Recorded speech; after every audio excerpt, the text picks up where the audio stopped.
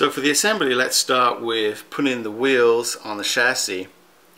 To make sure that these components all stay together really nicely after the kit is finished, I want to remove some of the paint on the axles and on the inside of the wheel. That'll help the glue attach. I don't really want to attach two pieces together just by the paint, because the paint will come right off. So what I'm going to do is I'm going to go around and sand off just the paint on the ends of the chassis.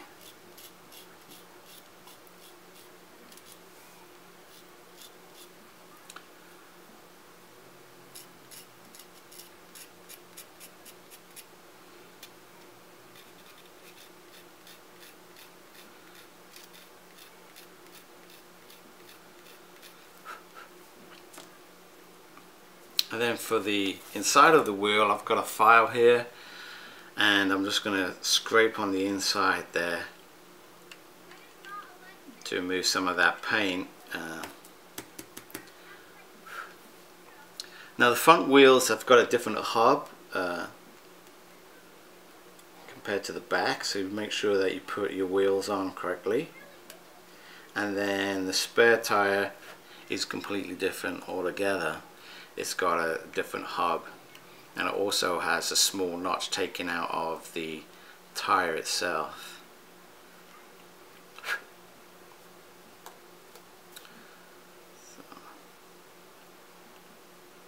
Seems a shame to remove the paint after I've put so much effort into getting a nice finish, but it really is going to help with the adherence of the glue.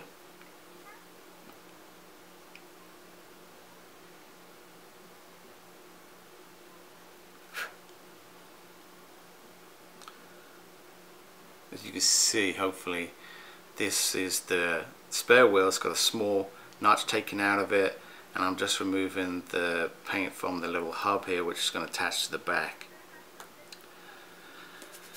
So according to the instructions, the front wheels have these hubs.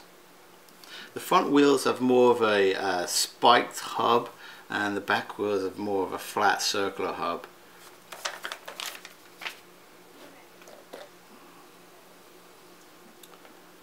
So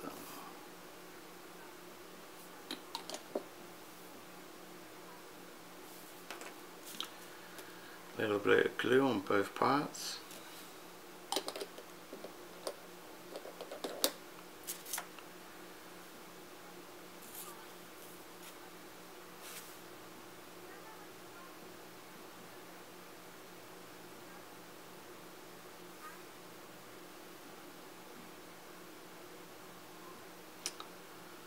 Make sure the alignment is straight.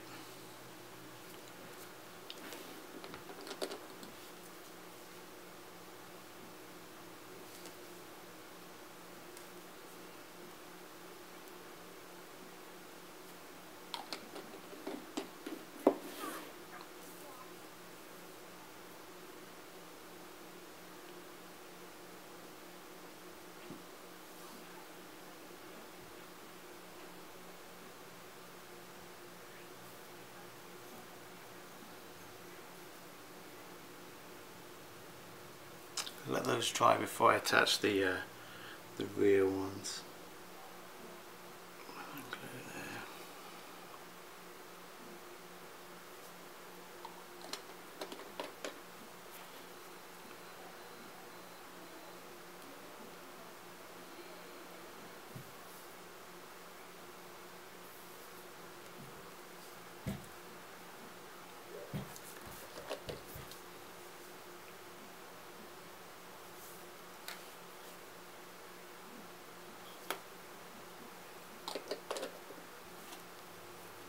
If you touch any of the paint with this glue, it'll instantly come off.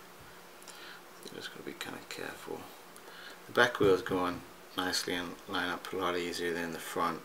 I think the wheels at the front, you're able to angle them if you wish to do so, but there you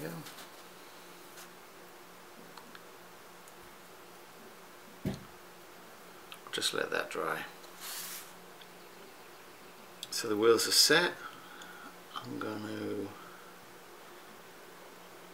remove some of the paint where the body is going to attach to the chassis.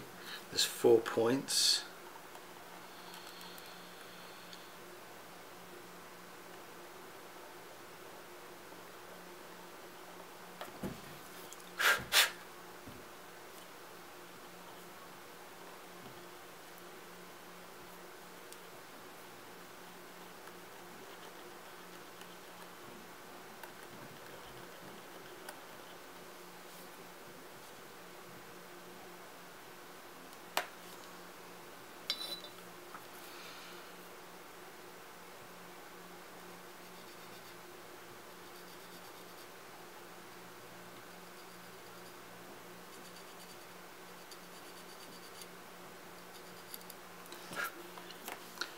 Do a little test fit.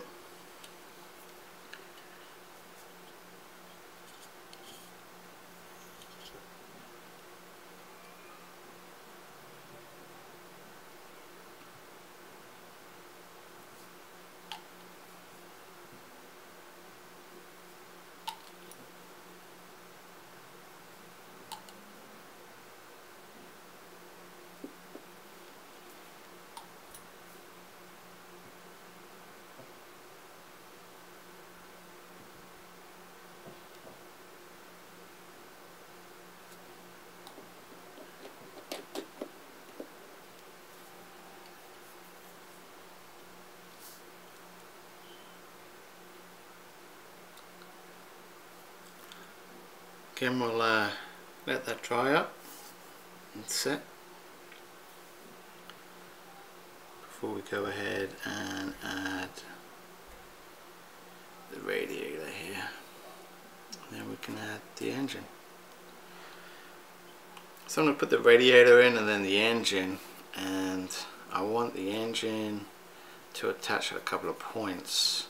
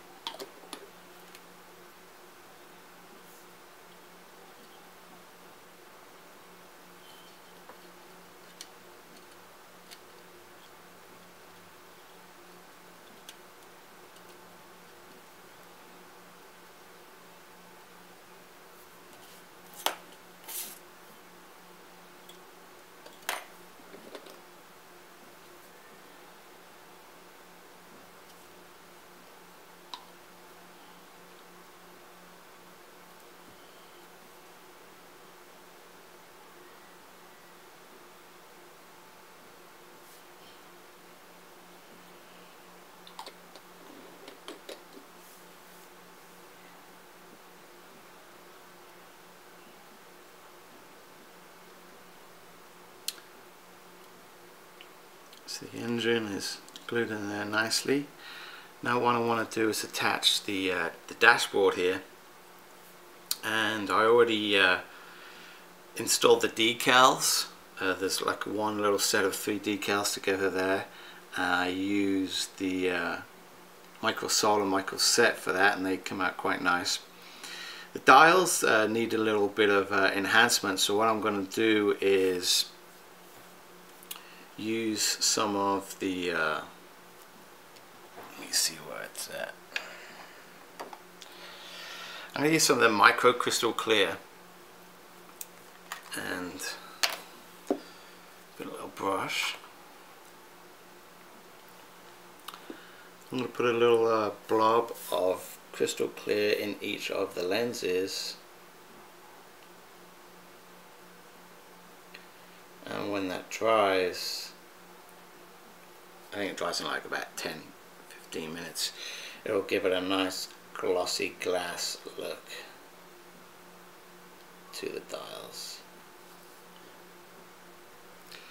So I'm putting on the decals here. I've already put on a couple on the sides. The tools I'm using are paintbrush, tweezers.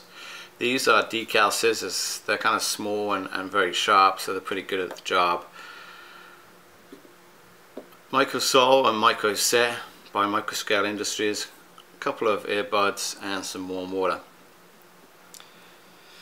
So really what I want to do is I'm just going to show you the main decal, which is for the hood, and I'm sure most of you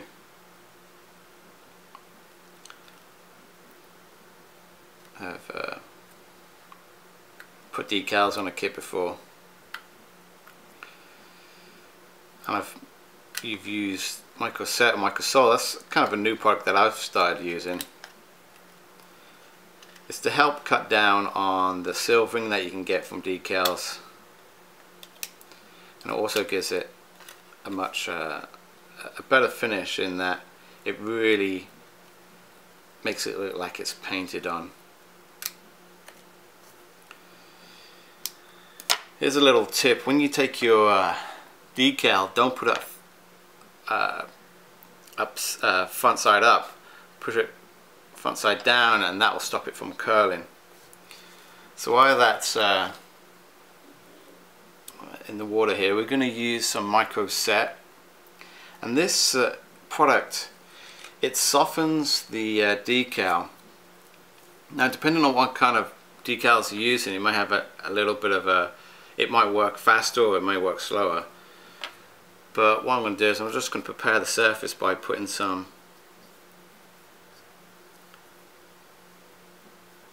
Microset down.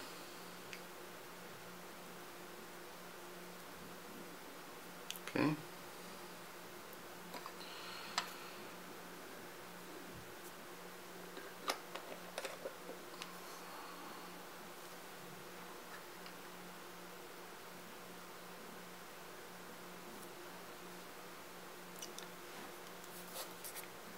I'm going to make sure I line this up properly. As I'm sure I've said 100 times, but it is the focal point of the model, the hood. And if this isn't right, it's going to look weird.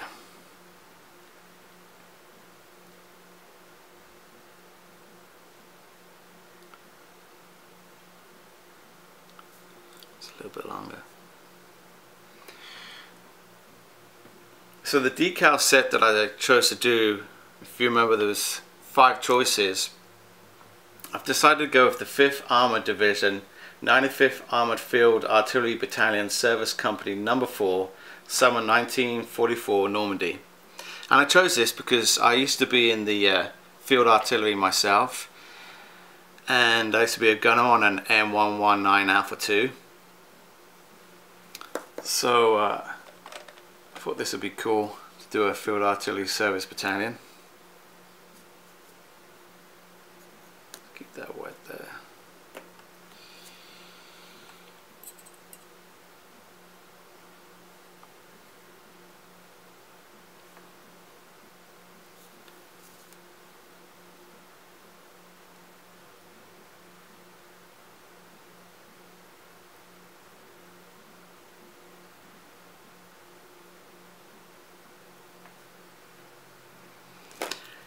So now it's just going to be a matter of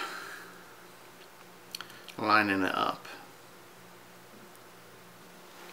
Now I've got it centered, I'm going to give it a coat of Microsol. Now this product will actually soften the decal, and it will make it almost suck it into the paint, as I've heard people describe, and it almost seems like it's doing that. It may need a couple of coats, but if we're lucky, maybe we'll get it the first time.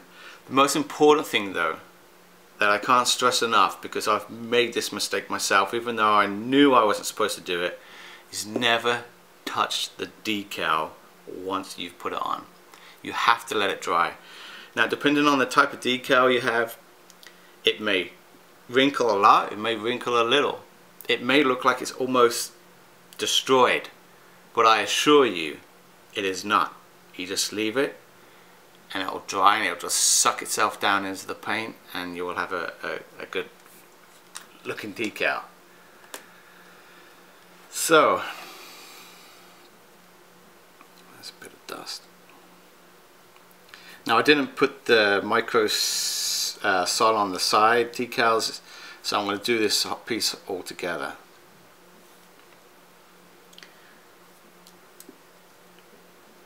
and I'm just going to give it a liberal and even coat.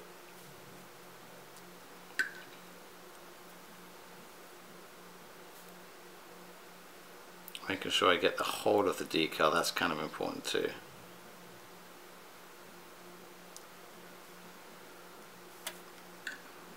Now we may see a lot of wrinkling, we may see a little.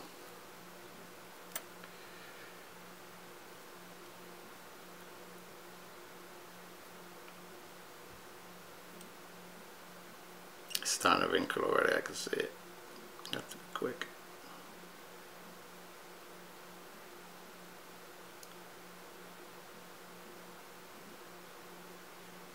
Okay, that's it. I'm not sure this is going to show up in the camera, but I see the edge of the decal. It's starting to wrinkle. It's starting to wrinkle down the middle here along the seam. And just don't worry, it'll all work out okay in the end. That's all I can say.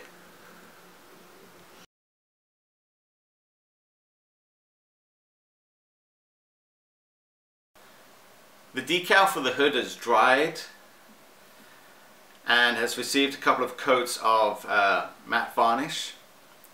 The Microset and Microsol did a really great job of sucking that decal down into the groove of the hood.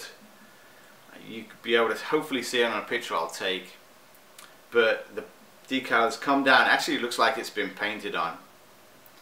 You can not see any visible line on the outside of the decal, including the numbers on the side. It came out really, really nice. Decals for the front, the 5th Armoured 95th Field Artillery Service Company 4 have been added. Side decals with the star and then the same unit identification on the back. So the vehicle is almost done, it just needs a couple of pieces of touch-up paint and then it will be finished. So I guess we need to get on to the figure. Now the figure, it comes with him is a single soldier. Already started on a couple of pieces here.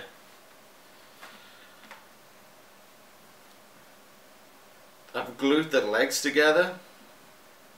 They come separately. You've got to attach the body, 2 arms, the head and the helmet are separate. So let's trim those off.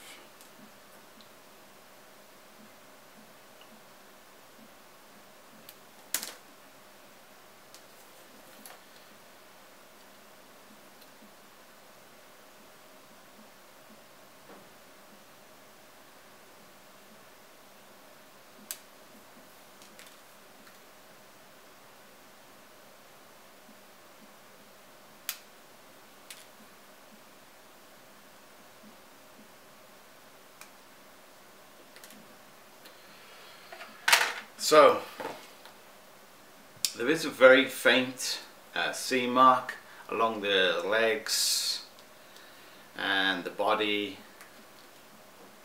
The helmet's good to go. The face is good to go. It's really just the arms and the legs. And since the arms and legs have you know, a uniform on and there's folds in the uniform, if we just file this with a normal file, you're going to flatten out some of those features. So what I'm going to use is a rounded file, and this is a set of a needle file set that you can get from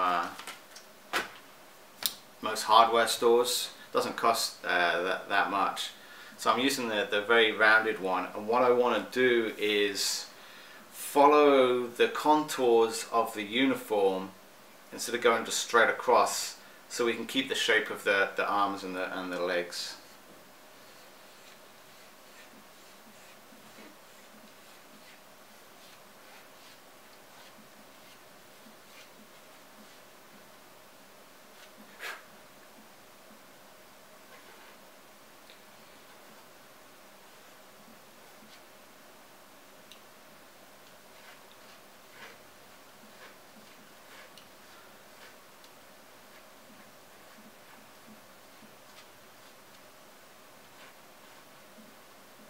It's a pretty good sized figure, and it does have some detail on it. I want to try and preserve as much of that as I can.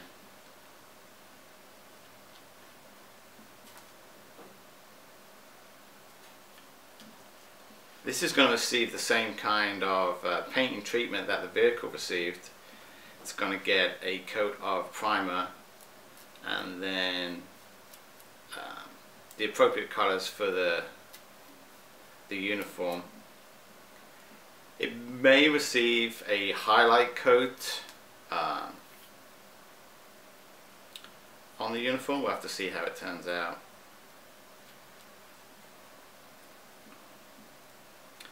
Luckily there is some pretty good detail in the face.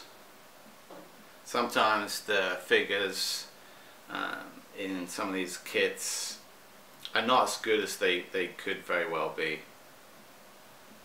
Their faces sometimes are like just blobs, hands without separate fingers, or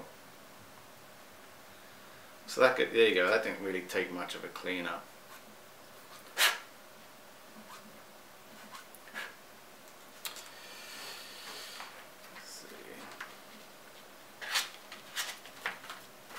This guy almost seems like he's smiling, which is kind of rare in these figures.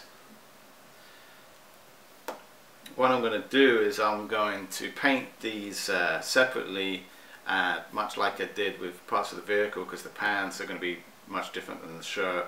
And since the face and the head are all one piece, they're going to get a coat of flesh tone. Then I'll put the helm on top. So what I'm going to do is I'm going to take a piece of this, I know in England they call it like blue tack. You can use it for putting up posters and things like that. I like to use it because it comes off clean on the surface and doesn't leave any residue. I can't remember what the brand is called over here, some kind of picture tack or something like that. So what I'm going to do is I'm going to put a piece on the bottom, and then I'm just going to put that on top of the crocodile clip here for spraying.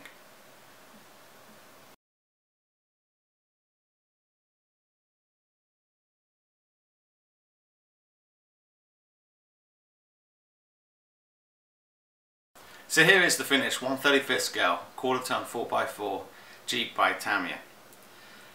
Now this is a great model to build. The construction is simple yet detailed.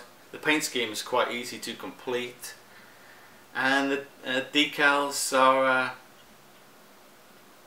quite easy to put on. There's not too many of them, but they are very effective on the model. The kit will be reviewed in 5 categories, which is kit quality, instructions, decals, pricing, and overall satisfaction. The kit, I decided to give it an 8 out of 10 for quality. The one issue that I did have was there should be a wire cutting bar here on the front, and on both kits that I built it snapped in exactly the same place. Now this may be an issue with just the run of kits that I got, or it may be an issue with the kit. But I was even more careful on the second time of cutting it off the sprue, and still it broke, so that was kind of frustrating. The instructions, Tamiya's instructions are very good. The only thing I would like to see is listed paints by the manufacturers. I doubt we'll ever see that in a Tamiya kit, but it would be nice if it was there. Decal quality, I gave it a 9 out of 10. I wish there was a data plate or a data decal which should go on the right side of the vehicle, which gives a description of the weight and size of the vehicle itself. And then pricing, I gave it a 9 out of 10 as well. Any kit under $20 that is 1/35 scale military is a pretty good deal.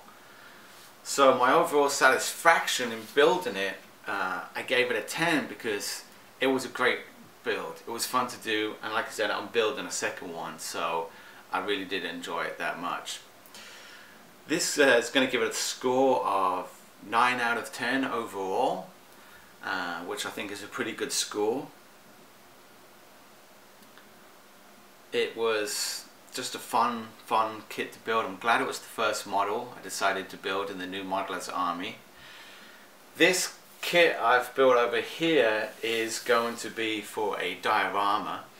It's going to give the Jeep a little bit more of an action pose with some different figures. It's going to also be quite heavily weathered and even perhaps damaged. So look out for that in the future. That video will be posted to my patreon.com website. There'll be a link in the description below. And also I'm going to build a third kit here. Now this Tamiya Jeep is going to be more of a concept vehicle. It's going to be a bit of a fantasy build. That will also be posted to my patreon.com website, and I may possibly put some pictures up here on YouTube as well. But it's been a great model. Like I said, I'm really glad I decided to choose to build this first. I'd highly recommend it. I mean, 9 out of 10, definitely a recommendation personally from me. The next model we're going to be building in the new Modelers Army series is going to be a Gundam, so tune back for that, and thanks for watching the new Modelers Army.